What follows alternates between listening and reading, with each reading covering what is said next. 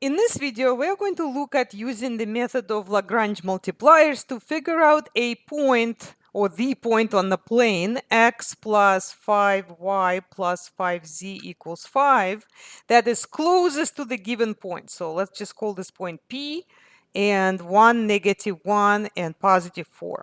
And we also want to find the distance from this point to the plane. So just imagine that there is this point P, and there is a plane that you are trying to get to. Okay, so how do you get from P to the plane so that you don't have to walk as long? You want to make your distance as short as possible.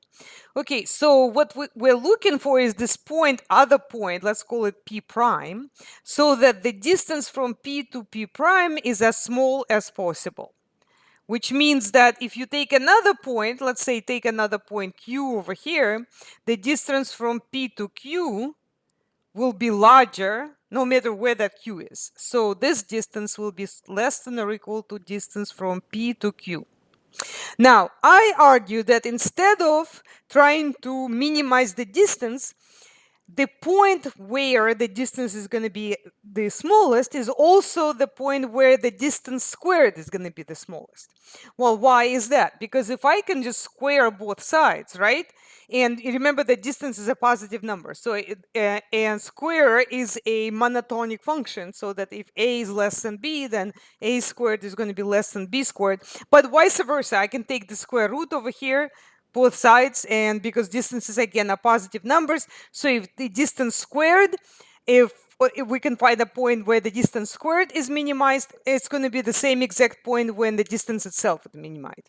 Why am I worrying about distance squared and not the distance itself? It's because the derivative becomes a lot harder if you're dealing with the distance itself. So remember, the distance from a point xyz to 1, -1, 4 is equal to, so we subtract the x coordinate squared plus subtract the y coordinate squared plus z squared. Okay, so that's our distance squared. And then the g is going to be the constraint. So the constraint is your plane, x plus 5y plus 5z equals 5. So we're just going to rewrite it as x plus 5y plus 5z minus 5 equals 0. Now let's find the gradients for each function. So f is going to be x minus 1 squared, right? We need to take the derivative of it with respect to x. So how do we do that? So we have to use chain rule. So something squared, how do we find the derivative? We say, okay, that's 2 times the same something multiplied by the derivative of the something, right? And derivative of x minus 1 is just 1. Now, the other terms, because they're added and subtract, oh, no, not subtract, they added, both of them, because they're added and they don't have an x, they will drop out. So in other words, this derivative is just going to be 2 times x minus 1. Please do not distribute that 2, okay? In a second, I'll explain why. Now, similarly, for y, this will be 2 times y plus 1, and for z is going to be 2 times z minus 4, okay?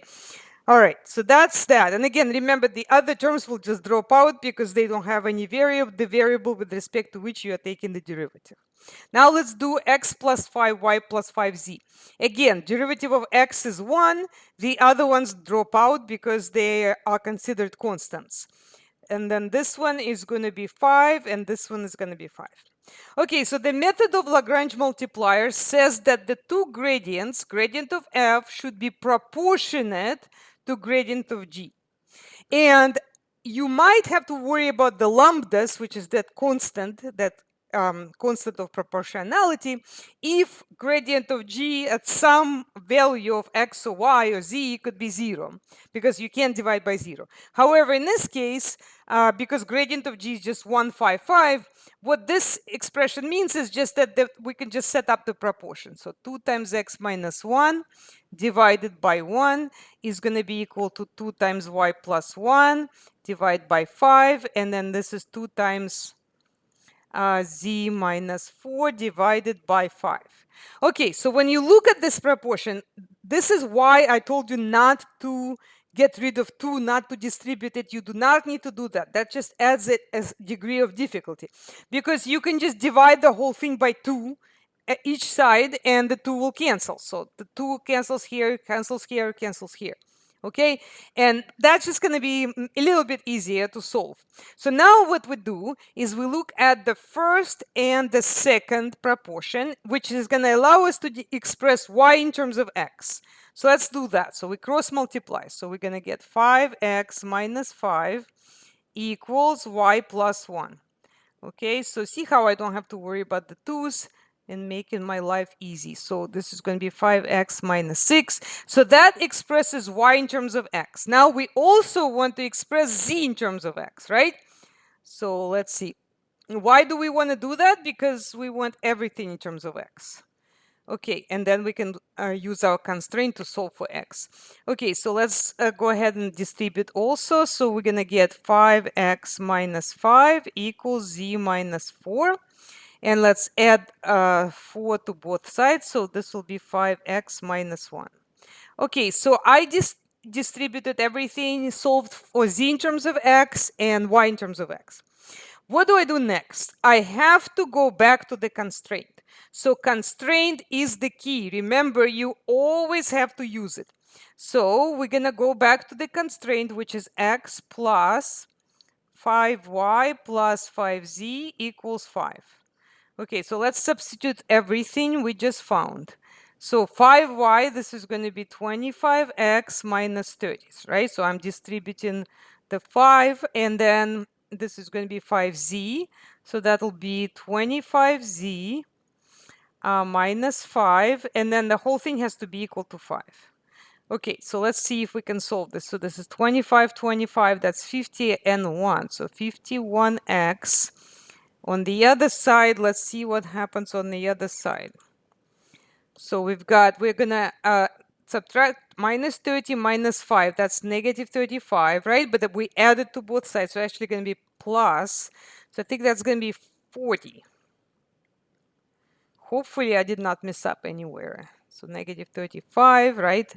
And then we add 35 to both sides and we get 40. Okay, so that gives me x equals 40 divided by 51. Now don't worry about this not being a nice number. It rarely is.